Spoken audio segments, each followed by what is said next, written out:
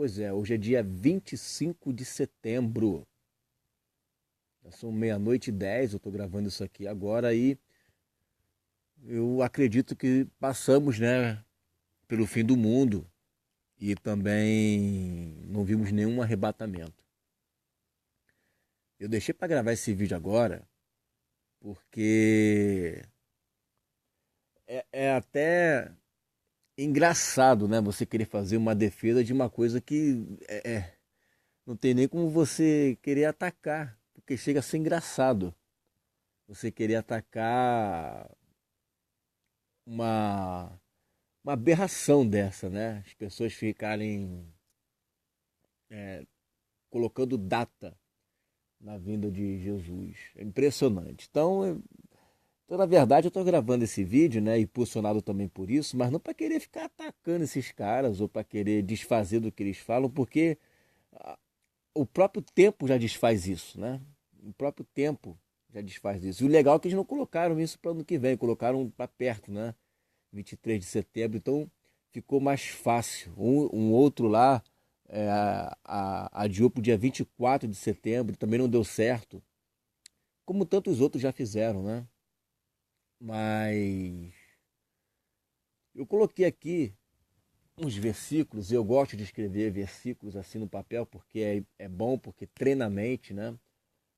Fica mais fácil para decorar, mas eu vou falar umas coisas aqui, umas verdades que estão nas escrituras, que é para deixar você calmo, tranquilo. Inclusive, alguns irmãos lá no meu trabalho, né, que não congregam comigo, mas trabalham comigo, ficaram assim, caramba, e agora o mundo vai acabar? Primeiro que o mundo não vai acabar, né? Eclesiastes fala, geração vai, geração vem, mas a terra permanece para sempre. Então, esse é o ponto importante. O que vai mudar é o sistema, né? Vai deixar de ser um mundo onde o príncipe das trevas governa e quem vai passar a reinar é o Senhor e o seu Cristo. Apocalipse 11:15. Tá? É apenas isso que vai mudar, né? O planeta vai permanecer. E eles começaram a me indagar. Eu falei, gente, para com esse negócio seu, hein? Vai dormir em paz, fica tranquilo. E aí eu separei alguns textos para poder nós estudarmos essa questão da vinda do Senhor. Olha só que interessante, né? Essa passagem aqui de 2 Tessalonicenses 1:3. Ora, irmãos, rogamo-vos pela vinda de nosso Senhor Jesus Cristo e pela nossa reunião com Ele. A vinda de Jesus, a reunião é o que? O arrebatamento, né? Porque estão entrelaçados. Quando Jesus vem, já chega também o arrebatamento. Ele vem, tem o arrebatamento, é a reunião. Né? Não existe como ter vinda dele sem reunião. Né? Para haver reunião tem que haver vinda. E na vinda tem a reunião. Que não vos movais facilmente do vosso entendimento, nem vos perturbeis, quer por espírito, quer por palavra, quer por epístola, como de nós, como se o dia de Cristo estivesse já perto. Tá? Então ele coloca aqui, olha, não vos perturbeis, não fica perturbado. E tanta gente aí ficou perturbada. Não sei nem se essa informação procede, mas teve gente que chegou a se suicidar por causa disso, né? Tem gente que ficou perturbada no espírito, né? Por causa de uma palavra. E aí ficaram com medo como se o dia de Cristo estivesse já perto. Aí Paulo continua, ninguém de maneira alguma vos engane, porque não será assim. Olha, observe essa palavra. Não, ó, não será assim, sem que antes. Olha isso, gente, sem que antes venha a apostasia e se manifeste o filho da perdição, o homem do pecado. 2 Tessalonicenses capítulo 2 e aí no verso 3 que fala isso, ó. A volta de Jesus, a reunião com ele, tá? A vinda dele, o dia de Cristo só ocorrerá, tá? Após a manifestação do homem do pecado, do filho da perdição. Está aqui, ó. Porque não será assim, sem que antes venha. Ou seja, antes da vinda de Jesus, anteriormente, antecipadamente, tem que vir a apostasia e se manifestar o filho da perdição, o homem do pecado. Não tem como acontecer a vinda dele, a reunião solene com ele, o dia de Cristo, se não houver primeiro a manifestação, a revelação de quem é o filho da perdição. E outro texto aqui é o de Romanos 11:15. Olha o que diz aqui. Porque se a sua rejeição, está falando de Israel, tá? Só ler o contexto depois. Porque se a sua rejeição é a reconciliação do mundo, qual será a sua admissão, senão a vida dentre os mortos? O que Paulo está querendo dizer? Olha, se quando eles rejeitaram, né, o mundo se reconciliou com Deus, o que será então quando houver a sua admissão, quando o Israel de Deus voltar para o Senhor? Nada mais, nada menos do que a ressurreição dos mortos. A ressurreição dos mortos, a vida dentre os mortos, só ocorrerá após a admissão do povo de Israel. Tá? O povo de Israel não vai ser admitido depois dos 7 anos. Porque eu acredito que esses que pensam, né, que ensinam que Jesus vai voltar depois dos 7 anos, eles acreditam uma segunda ressurreição ali, né? Todos eles pensam numa primeira ressurreição na volta de Jesus e depois uma segunda ressurreição depois do milênio, né? Não existe 3 ressurreições, existem 2 apenas. A ressurreição dos santos e a ressurreição daqueles que vão passar pelo julgamento, correto? Então, dentro desse texto aqui, a primeira ressurreição ela se encaixa após a admissão do povo de Israel. Então não tem como. Tem que haver admissão do povo de Israel, porque a noiva não pode ficar incompleta. Para ver o casamento, as bodas do Cordeiro, a noiva tem que estar completa, tem que estar todo o povo de Deus. Todo o povo de Deus. Todo o corpo de Cristo.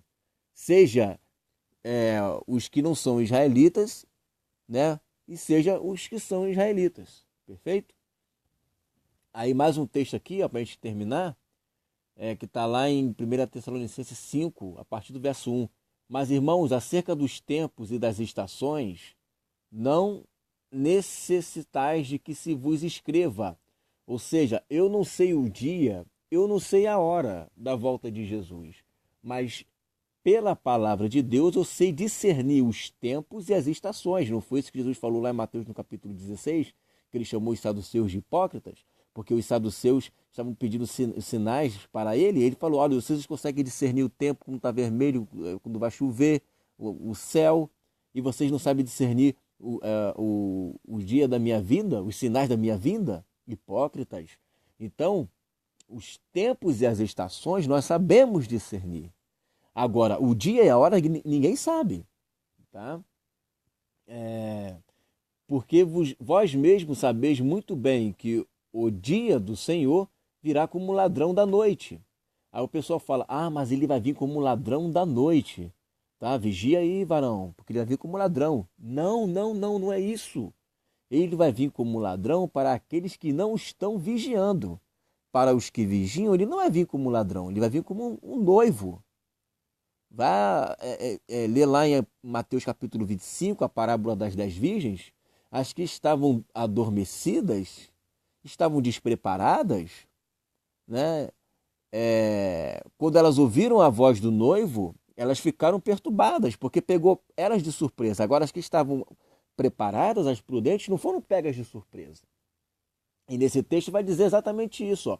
Porque vós mesmos sabeis muito bem que o dia do Senhor virá como ladrão da noite, pois que, quando disserem a paz e segurança, então lhes sobrevirá repentina destruição, como as dores de parto, aquela que está grávida, e de modo nenhum escaparão. Mas vós, irmãos, já não estáis em trevas, para que aquele dia vos surpreenda como um ladrão. Olha aí, ó. Para os que estão vigiando, ele não virá como um ladrão. Por quê? Os que vigiam conseguem discernir os sinais, os tempos e as estações. Os que vigiam sabem o momento do dia de Cristo. Eles estão vigiando, eles conhecem os sinais dos tempos. Agora, para os que não vigiam, estão adormecidos, estão apenas se preparando para a volta de Jesus, que para eles pode voltar a qualquer momento, mas como eles não sabem discernir os tempos e as estações, né, e as épocas, e para eles pode ser a qualquer hora. Mas para quem sabe discernir os tempos, as épocas, não, ele sabe que existe um momento certo para aquilo. O dia e a hora eu não sei, mas o momento certo, né?